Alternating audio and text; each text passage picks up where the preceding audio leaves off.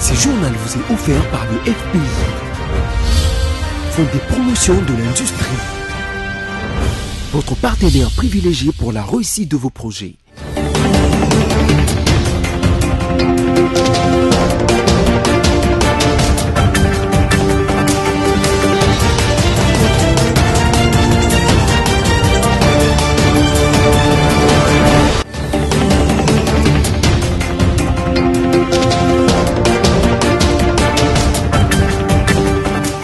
Nouveau numéro du journal sur votre chaîne, mesdames et messieurs, tout de suite le titre. Une brève cérémonie de remise et reprise entre le directeur des cabinets intérimaires, le professeur Désiré Cachemire Ebérand, et le nouveau promu Guilain Niembo a eu lieu ce jeudi 28 janvier au Palais de la Nation. Jean-Pierre Bemba et Moïse Katumbi ont été écartés de la plateforme Lamouka par son coordonnateur actuel, Martin Fayoulou. C'était à travers un communiqué publié mercredi 27 janvier. Destitution de Sylvestre Ilunga ainsi que son gouvernement à la chambre basse du Parlement. Nos reporters étaient dans les rues de Kinshasa pour recueillir les avis de certains Kinois. Bienvenue à toutes et à tous. Si vous nous rejoignez, vous faites bien de nous suivre. Je l'ai annoncé au sommaire. Ouvrons ce journal avec ce titre en présidence. Une brève cérémonie de remise et reprise entre le directeur des cabinets intérimaires, le professeur Désiré Cachemire Ebérand Kolongele, avec le nouveau promu Guilain Niembo a eu lieu ce jeudi 28 janvier 2021 au Palais de la Nation de Kinshasa. En présence de ses futurs collaborateurs, le nouveau directeur des cabinets a tenu à remercier le président de la République démocratique du Congo, son Excellence Félix-Antoine Tshisekedi Tshilombo, pour la confiance placée en sa personne.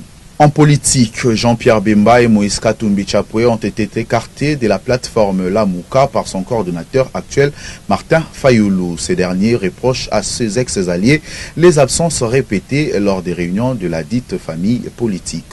Plus de détails avec Liévin Luzolo. Martin Fayoulou, coordonnateur de la plateforme Lamouka, a, dans un communiqué signé par lui-même le mercredi 27 janvier, mis fin à l'appartenance de Jean-Pierre Bemba et Moïse Katumbi à la coalition Lamouka. Le président de l'ECD justifie cette décision par les absences répétées de ces deux personnalités lors des réunions qu'il a convoquées depuis qu'il est coordonnateur de Lamouka le 12 octobre 2020. Pour lui, M. Bemba et Katumbi se sont écartés de l'objectif fondamental et de la vision de Lamouka. Ils doivent en tirer les conséquences qui s'imposent, conclut-il. Et pour justifier cette conclusion, ma face est basée sur le principe une personne, un parti ou un regroupement. Pour lui, ni Bemba, moins encore Katumbi, ne peuvent appartenir à la fois à deux organisations politiques aux visions différentes et ou contradictoires. Martin Fayoulou a expliqué également qu'au moment où Bemba et Katumbi ne répondaient pas à ces invitations, ils répondaient par contre aux invitations du président Tshisekedi, ce en rapport avec sa vision de l'union sacrée. En réaction à la destitution de Ilunkamba ainsi que son gouvernement à la chambre basse du Parlement, plusieurs voix se sont levées en réaction quant à ce. Nos reporters étaient dans les rues de la capitale congolaise pour recueillir les avis de certains Kinois au micro de Christelle Genda. Après les votes de près de 377 députés nationaux, Sylvestre Ilunkamba, chef du gouvernement congolais, a été destitué mercredi 27 janvier à l'Assemblée nationale. L'équipe de BCTV était dans différents coins de la capitale pour récolter les différentes réactions de la population congolaise au sujet de sa déchéance. Quand nous voyons que non, aujourd'hui, ce gouvernement-là est destitué, vraiment le peuple congolais est très content. Et par là, nous sommes dans la joie et nous demandons au chef de l'État, cette fois-ci, il cherche quand même des têtes qui portent les soucis de ce peuple qui est en misère. À présent, l'argent n'est plus. Tout ce qu'on fait, ça ne marche pas. Alors nous voulons quand même de personnes qui ont quand même le poids, dont vraiment la préoccupation du peuple congolais les tourmente. Nous voulons quand même que ces personnes-là puissent quand même prendre la direction vraiment de notre gouvernement. Et d'ajouter, il y avait le blocage institutionnel, il fallait agir. Ilunkamba est parti, c'est fini, nous sommes contents.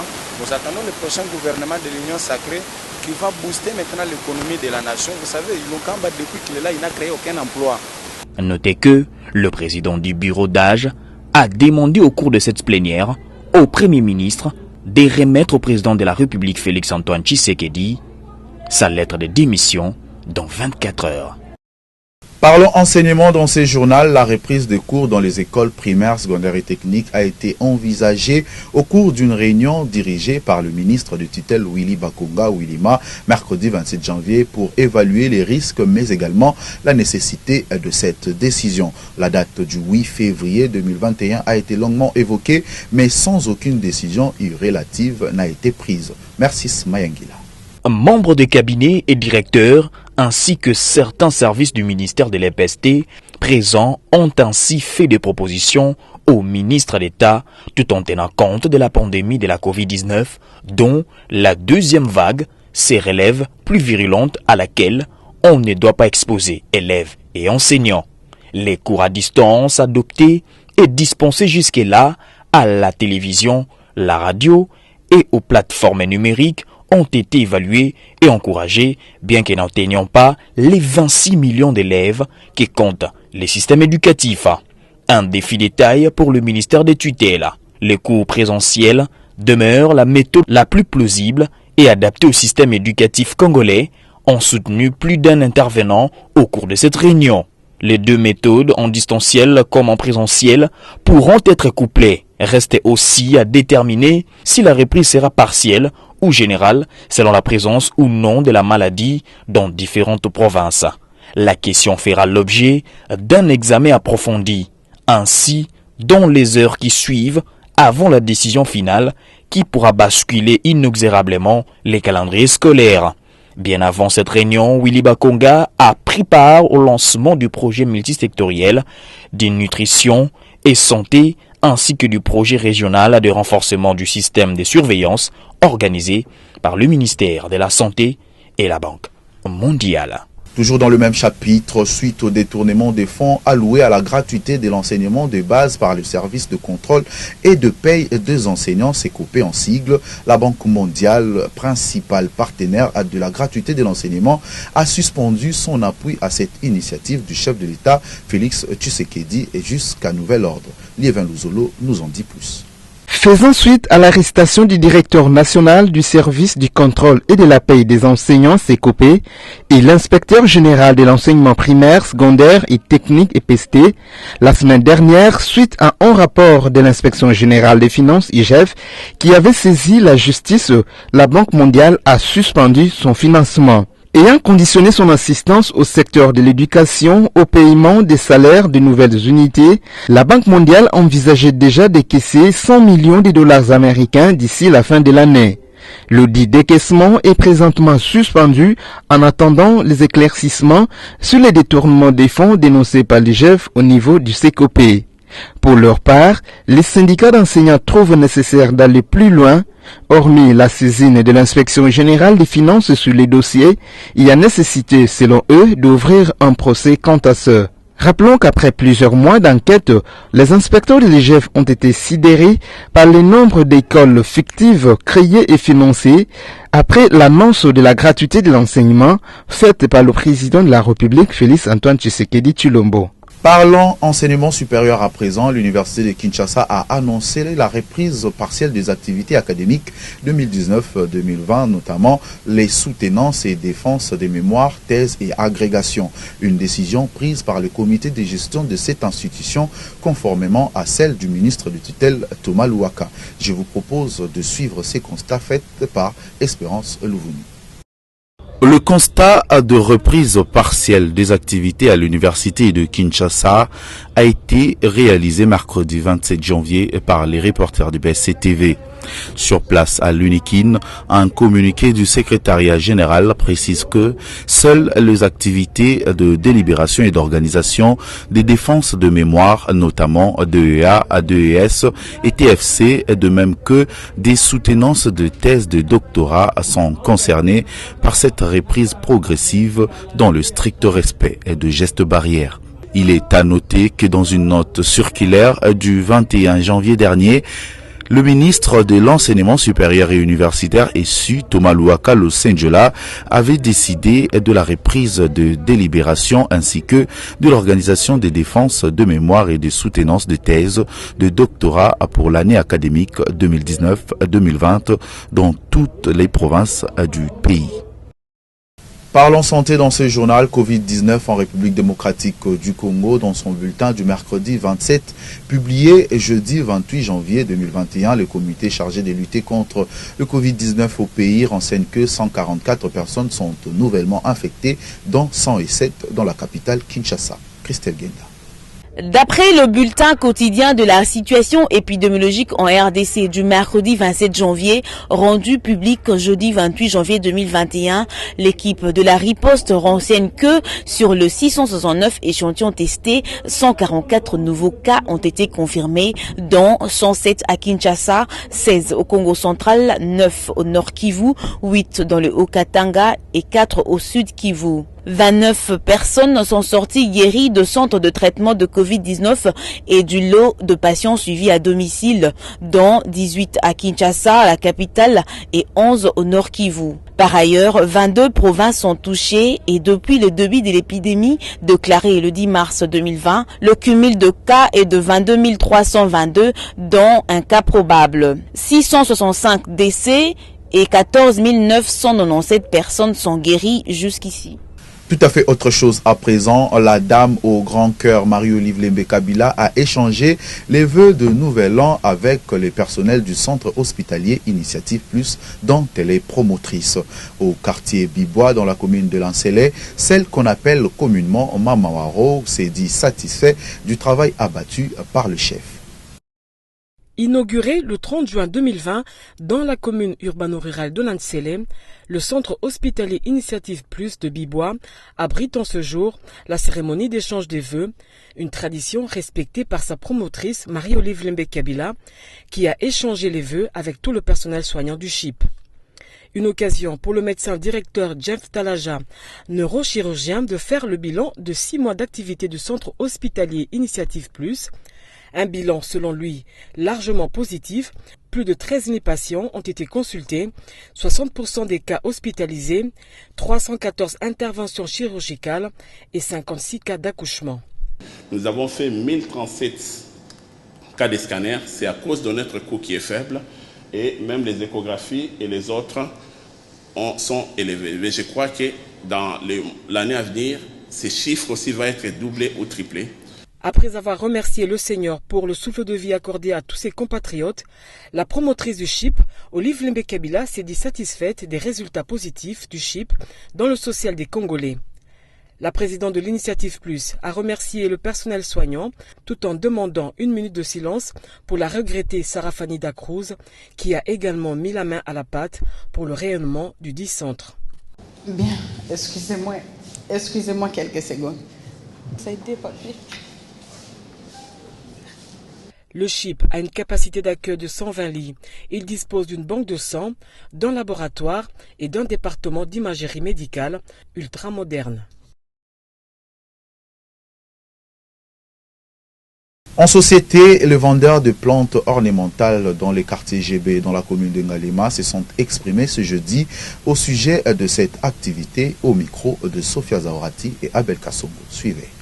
En République démocratique du Congo, plusieurs familles possèdent de plantes ornementales dans leurs parcelles. C'est jeudi 28 janvier 2021, certains vendeurs de ces plantes ont expliqué d'où elles proviennent et comment elles sont conservées. Certaines plantes peuvent résister et d'autres dépérissent. Concernant les acheteurs, c'est tout le monde qui achète. Et même des patrons viennent eux-mêmes acheter. L'un de ces vendeurs montre les différentes catégories de ces plantes. Nous avons plusieurs sortes de plantes ici. On a Golfrina, Peucinia, Ibisis, Glotone, Palme dorée, Agostis. On a Diranta en couleur jaune, Lamane mauve et jaune.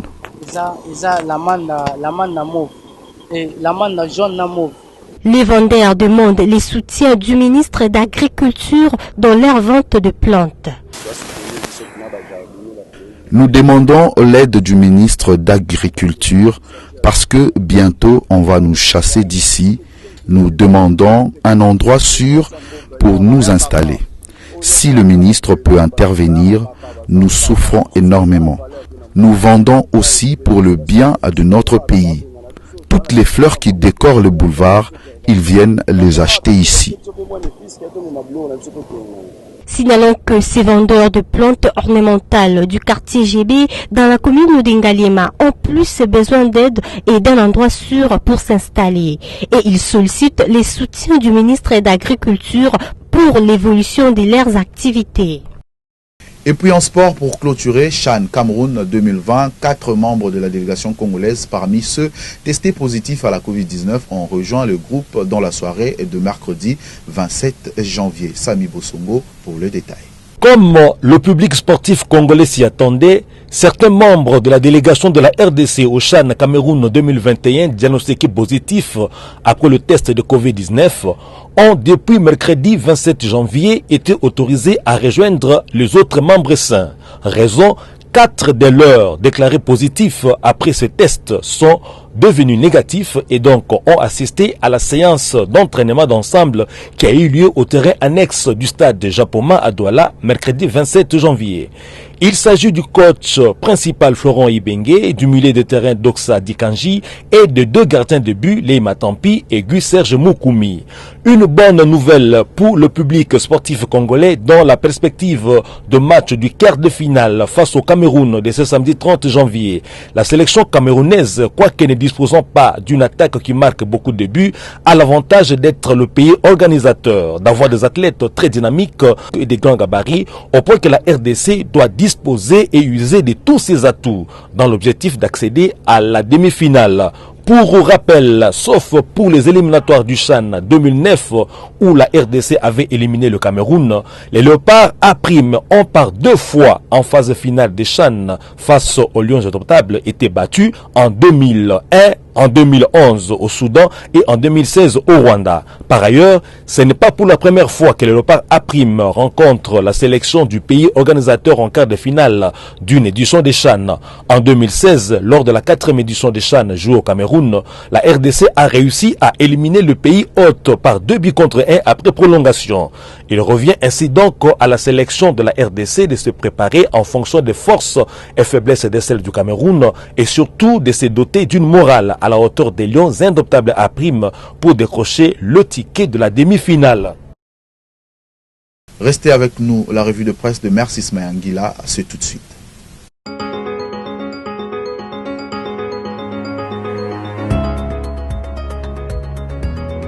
Mesdames et messieurs, bienvenue dans la lecture de journaux Paris ce jour à Kinshasa. Le vote de la motion de censure contre le Premier ministre Sylvestre Ilunga est le sujet le plus commenté ce jeudi 28 janvier 2021. Après sa destitution, Casinfo.ca annonce que Sylvestre Ilunga Ilunkamba refuse de démissionner de ses fonctions de Premier ministre. Il a écrit au président de la République pour lui signifier les contenus des discussions qu'il a eues avec Joseph Kabila et la communauté katongaise durant son bref séjour à Lubumbashi. Forum des As corrobore cette idée et écrit que Sylvestre Ilunga Ilunkamba dit personnellement n'est pas du tout être concerné par le verdict des 367 élus au premier degré qui se sont prononcés favorablement à sa chute. En d'autres termes, explique les tabloïds, Sylvestre Ilunga soutient que seul le bureau définitif de la Chambre basse a investi des pouvoirs de plein exercice pour diligenter la procédure et instrumenter les actes afférents à toute motion et fondés à cet exercice de contrôle parlementaire. Doit-on dès lors considérer cette posture du Premier ministre comme un acte d'opiniâtreté invincible? Sylvestre Ilunga Ilunkamba se fait-il à soi-même un tribunal où il s'est rendu l'arbitre de sa croyance? Rien de tel. En dépit de son refus, la prospérité rappelle que les députés acquis à la cause de l'union sacrée ont finalement mis en exécution leur motion de censure. Ils ont refusé tout débat et exiger immédiatement le vote. Bien au-delà des écrits et des paroles, la dynamique de la salle à l'Assemblée nationale, au Palais du Peuple, 367 députés ont voté la destitution de Sylvestre Ilunga. Ce qui fait dire à la pluminfo.net que Sylvestre Ilunga n'est plus Premier ministre de la République démocratique du Congo. Dès le lendemain, soit jeudi 28 janvier, il devra déposer sa démission au président de la République. Mesdames et messieurs, c'est la fin de cette revue de presse. Merci de l'avoir suivi.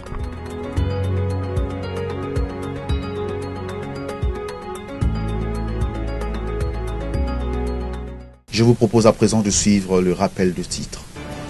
Une brève cérémonie de remise et reprise entre le directeur des cabinets intérimaires, le professeur Désiré Cachemire Eberand, et le nouveau promu Guilain Niembo a eu lieu ce jeudi 28 janvier au Palais de la Nation. Jean-Pierre Bemba et Moïse Katumbi ont été écartés de la plateforme Lamouka par son coordonnateur actuel, Martin Fayoulou. C'était à travers un communiqué publié mercredi 27 janvier. Destitution de Sylvestre Ilunga ainsi que son gouvernement à la chambre basse du Parlement. Nos reporters étaient dans les rues de Kinshasa pour recueillir les avis de certains Kinois. Mesdames et messieurs, c'est par ici que ce journal se referme complètement. Merci pour votre attention soutenue et bonne suite de nos programmes.